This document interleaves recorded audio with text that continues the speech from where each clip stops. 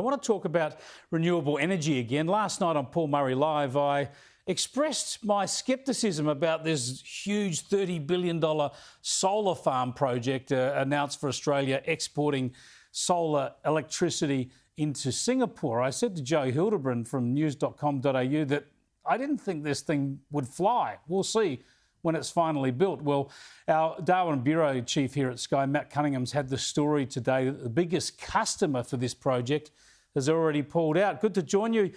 Good for you to have you on the show again, Matt. That's a good yarn today. Tell us what sort of a hole this blows in the project with the biggest customer pulling out.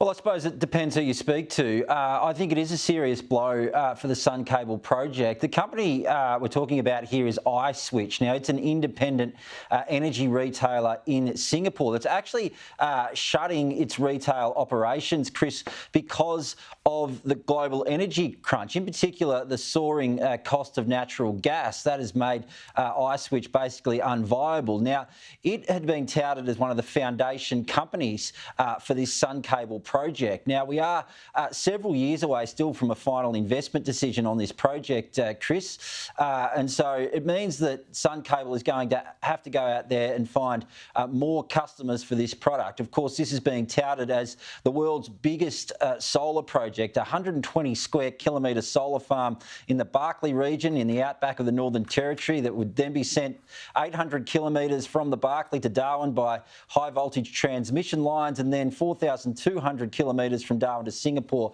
via an undersea cable. So, you know, there have been a few stories around in the Australian business section. It was reported last week, this implication with iSwitch. I asked Sun Cable about it yesterday.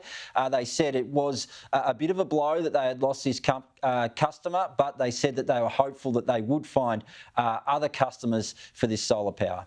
It's a hell of a way to send electricity, especially solar electricity that's obviously only there during daylight hours. They might want to think about powering Tennant Creek or Katherine or Darwin first, wouldn't you think?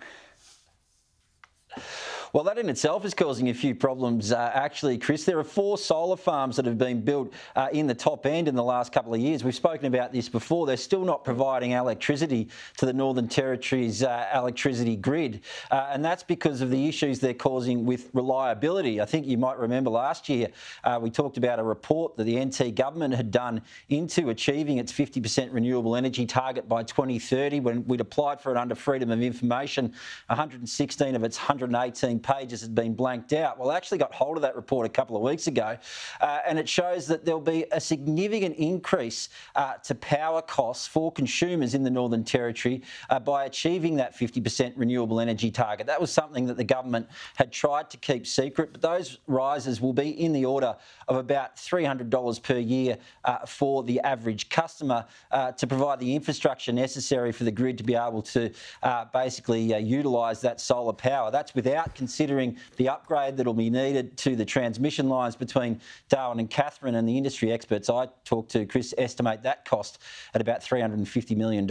Jeepers, incredible stuff. Thanks, Matt. Thanks for keeping us up to date. No worries. Matt Cunningham there, the Darwin Bureau Chief for Sky News. When it comes to these renewable energy projects, always grand announcements, but have a look at what actually happens and how much it actually costs.